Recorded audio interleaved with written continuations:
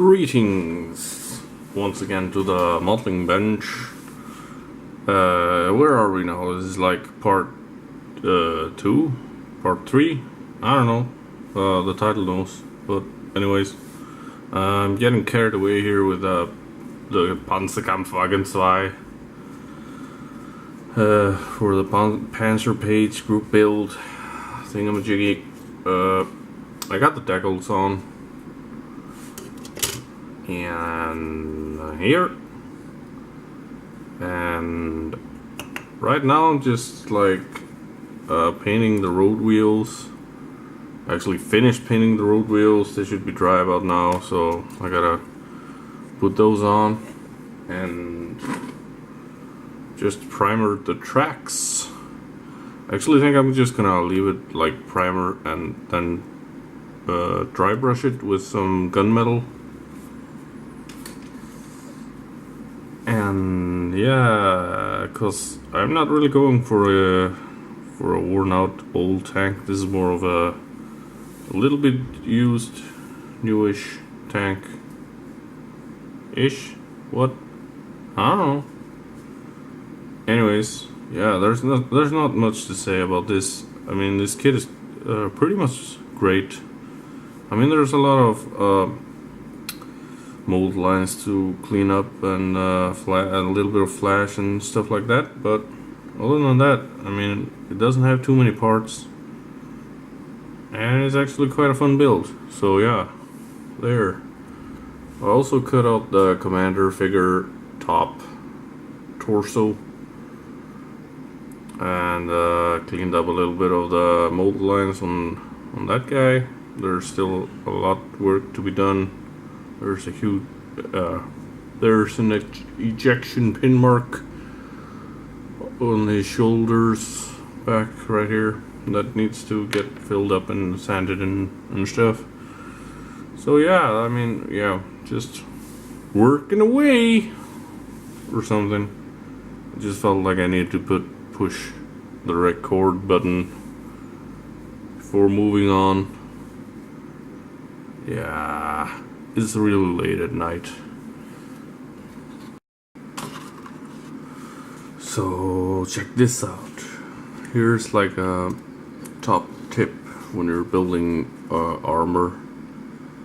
Before you put the tracks on, before you put the wheels on even, which I didn't do it this time, I put some mud effects, dirt, grime, or whatever you call it, mud effects behind where the track is gonna sit, and I just applied liberally Citadel Typhus Corrosion, which you have seen me use before to make rust.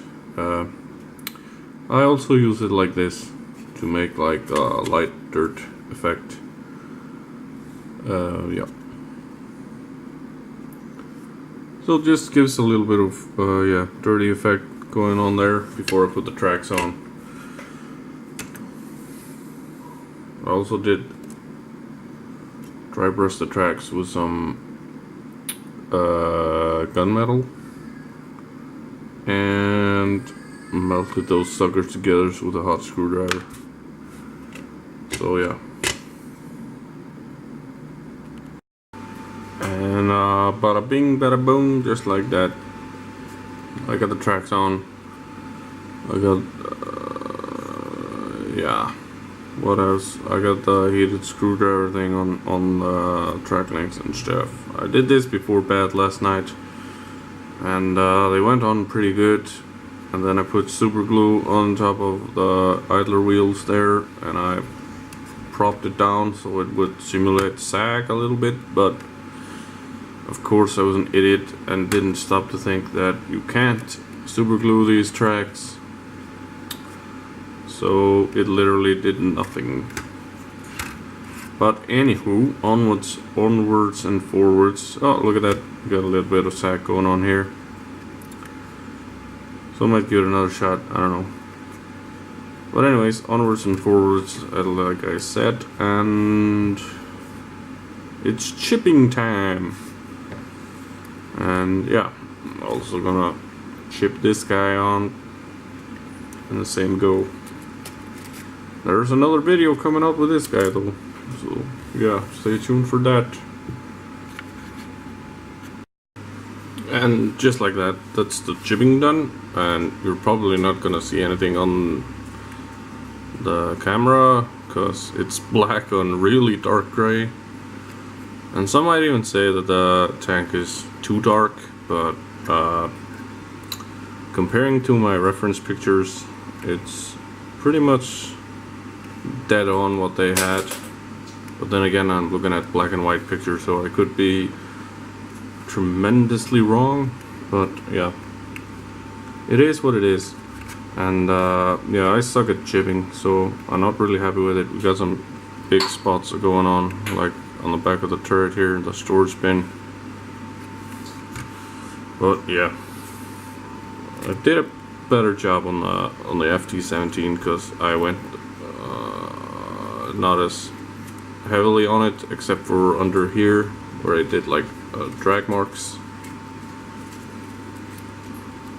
And yeah, overall I'm more happy with the way the chipping was done on the FT. But anyways, I guess I'm gonna do some light dry brushing with the black too, to add some extra wear and tear on the edges and stuff. And then it's, I think, exhaust time and the tool time with Tim Taylor.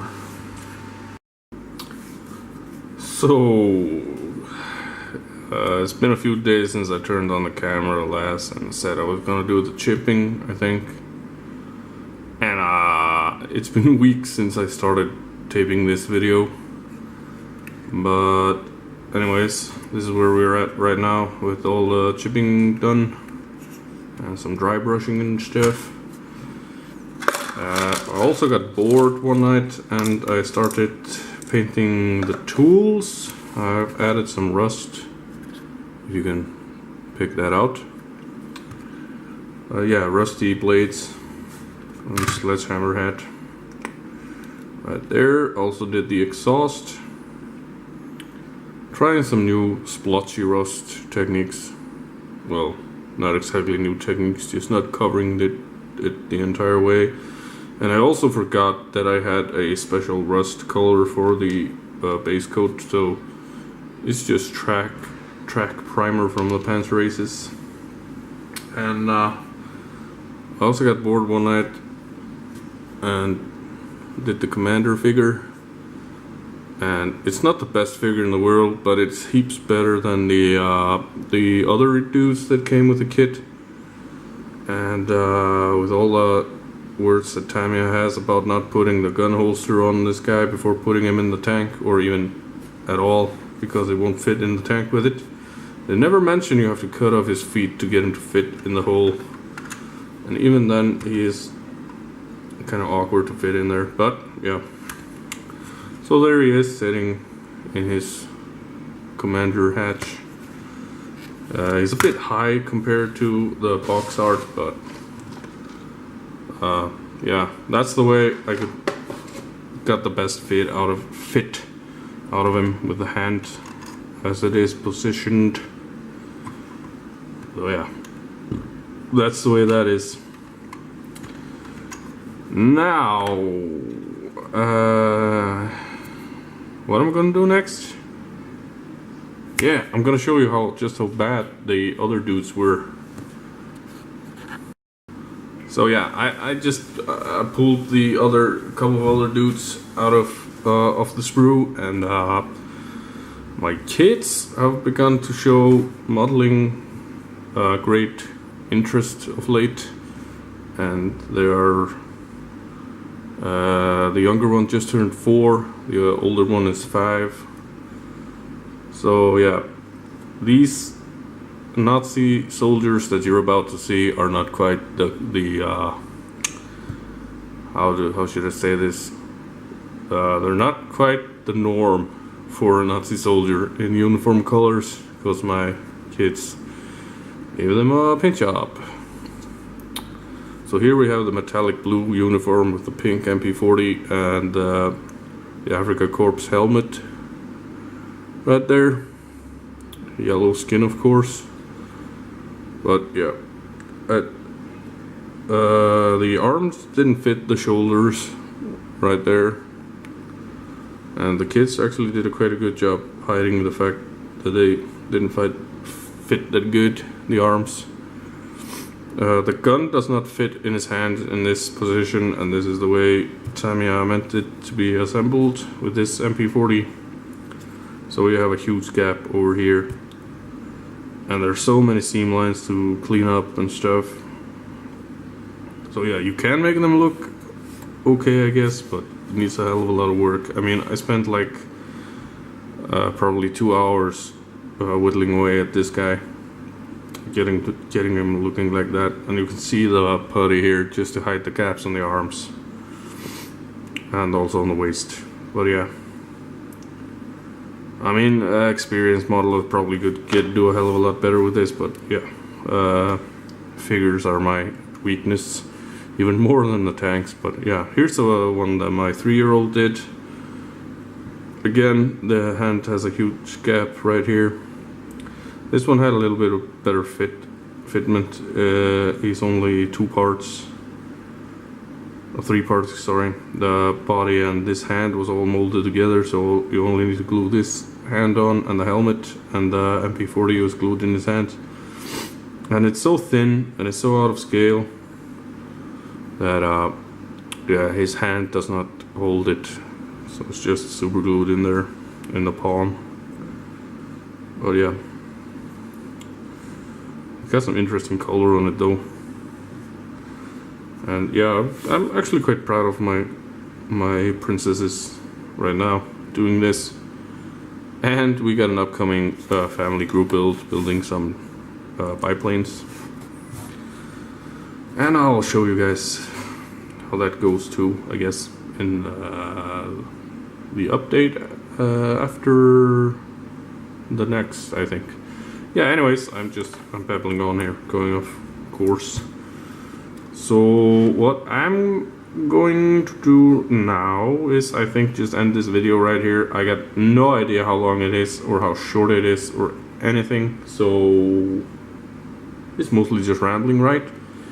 And quick cuts and nonsense, because there was like 2 weeks in between shoots, and it's been at least a week since I turned the camera on the last time. So yeah, the month is almost over. We got 3 days to finish this sucker. So I'm gonna cut the video right here, and I'm gonna be back with the next video, which actually I will start taping in just a few minutes. I'm gonna give this son of a bitch a clear coat right now. Wish me luck, because I don't think this is going too good right now. Bye. Thanks for watching. Keep modeling, have fun, whatever. Yeah. That's all the thumbs. All the thumbs.